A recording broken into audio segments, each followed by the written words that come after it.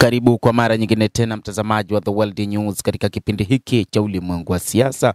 Mimi ni Adam Hussein. Tukielekea huko Brussels, ni kwamba Umoja wa Ulaya umeandaa mbinu za kuweza kujilinda dhidi ya Urusi kutokana na ndege zisizokuwa na rubani ambazo zimepita katika maeneo mbalimbali katika anga la nchi za EU.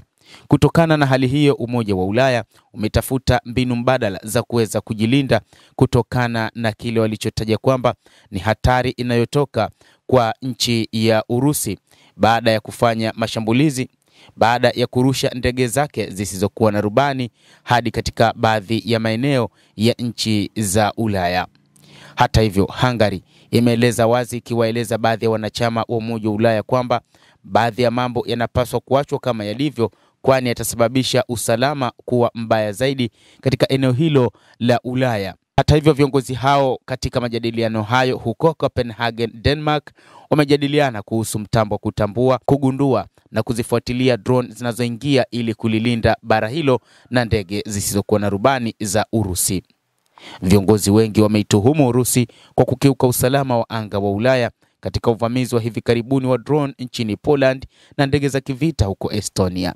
Waziri Mkuu wa Denmark, Mette Frederiksen, amesema amefurahishwa jinsi suala la ulinzi lilivyopewa kipaumbele katika mkutano huo wa kilele.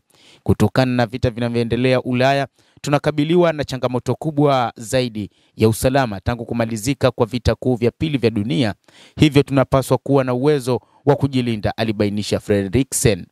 Mawaziri wa G7 walijadili Urusi kwa mapana. Wakati huo mawaziri wa fedha wa kundi la mataifa 7 yaliyoendelea kiuchumi duniani ya G7 umekutana kwa njia ya mtandao kujadiliana kuhusu kuweka vikwazo vikali dhidi ya Urusi kutokana na uvamizi wake nchini Ukraine.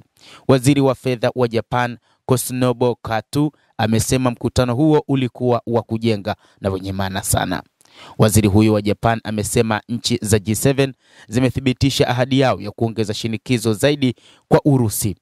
Hata hivyo, kumekuwa na mashinikizo mengi dhidi ya Urusi, lakini ni mashinikizo ambayo hayakuweza kuleta matunda yoyote kwa ajili ya kutengeneza mazingira ya Urusi kushindwa katika vita.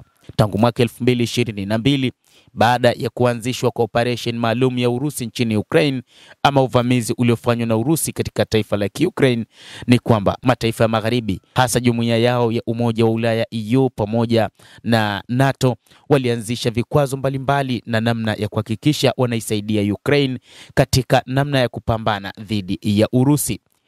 Nchi za Ulaya ikiwemo Ujerumani, Ufaransa pamoja na Uingereza zimetoa silaha za kutosha nchini Ukraine kwa ajili ya kuhakikisha wanaweza kupambana dhidi ya Urusi. Mataifa hayo yalitoa silaha yakiwemo makombora ya masafa marefu ambayo yametoka katika nchi kama vile Ufaransa na Uingereza.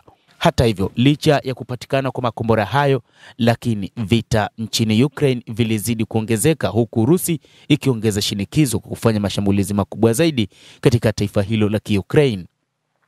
Wachambuzi wa mambo wanasema kwamba katika nyakati hizi ni jinsi ya kutumia diplomasia zaidi ili kutatua mzozo huo na si kutumia njia zingine za kuongeza vita, hasa kuipa silaha zaidi Ukraine. Rais wa Marekani Donald Trump wakati huu anadaiwa kwamba anataka kukuza uchumi wa taifa hilo kupitia uuzaji wa silaha zaidi katika nchi ya Ukraine, ambapo mataifa ya Ulaya hasa ya NATO pamoja na EU yatahusika katika ununuzi wa silaha hizo. Rais wa Marekani katika siku za hivi karibuni ametaja kwamba huenda akaipatia Ukraine makombora ya Tomahawk ambayo yatanunuliwa na mataifa ya magharibi.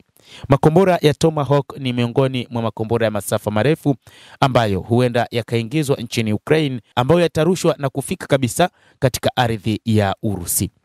Mtazamaji, endelea kutufuatilia na usisahau kulike, kucomment, lakini pia kusubscribe channel yetu hii ili uwe wa kwanza kupata habari hizi kwa mapana hapa The World News.